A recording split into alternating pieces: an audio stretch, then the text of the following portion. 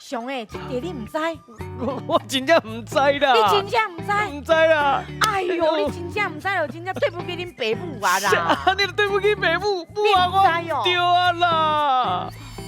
人讲食无三把硬菜，就要上西天。请问硬菜这两字爱安怎写？是台语的硬菜还是国语的？台语硬菜呀。别开玩笑了，烤空心菜怎么写干嘛？这3个字只有幼稚园才不会写吧？因为国语叫做国语空心菜嘛。对对对，是两个字硬菜。硬菜，你平常时啊咧收遐菜，伊送一件一件来。老师拢爱笑啊！哎，真正这嘛真我确定了叫硬菜要摕几箱来。啊，你无看纸箱啊后壁遐外口写啥？写空心菜啊。唔通抗白哦。哦，这样你念起来应该。你确定是这个硬吗？是不是这个硬菜？对唔对？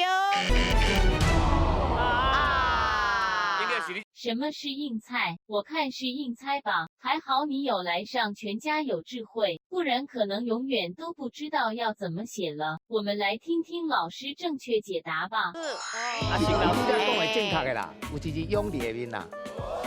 啊，这是其实咱华语书店冇收这个词，伊讲这是空心菜的别称，所以歹使叫做庸菜。伫华语内面，伊正确的写法就是这两个。